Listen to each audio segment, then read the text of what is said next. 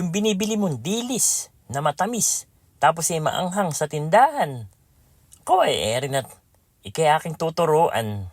May napakadalila palang gawin na rin. Tapos ipagkabibilin mo napakamahal. Rin ginawa ko eh.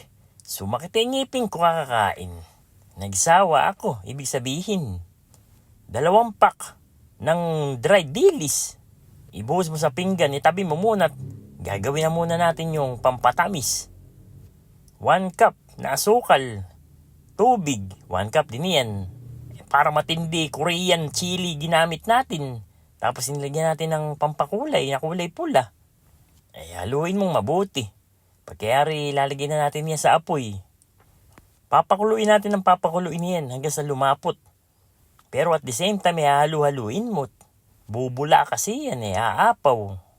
Baka iwanan mo Pagbalik mo ito yun na yan. Kaya nga dapat hinahalo-halo mo para makita mo kung lumalapot na. Hindi mo kasi makikita at bumubula nga At dahil nga malapot na, pinatay na natin apoy. Tingnan mo at bumababa na bula. Talagang reduce na caramel na tingnan mo nga.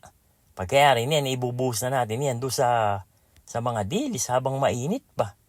Bente ka muna. Hindi pa pwedeng kainin yan.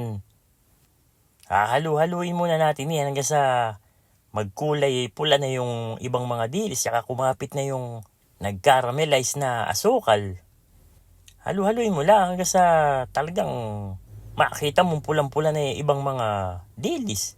Palamigin mo muna ng bahagya. Pagyari niyan, tsaka natin yan ipipirito. Kaya natin pinalamig.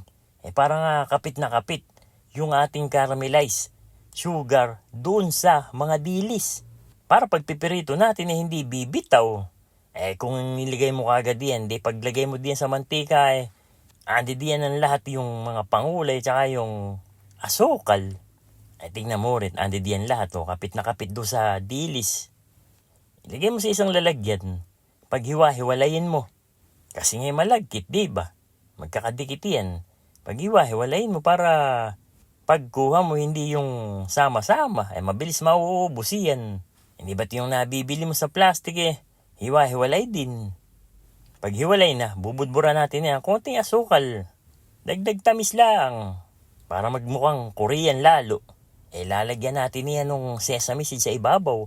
Kung ayaw mo naman, wag mo nang lagyan. Tingnan mo nga, rin na. Yung binibili mo sa tindahan na konti-konti lang na napakamahal Pag pala nagluto ka sa bahay ninyo magsasawa ka.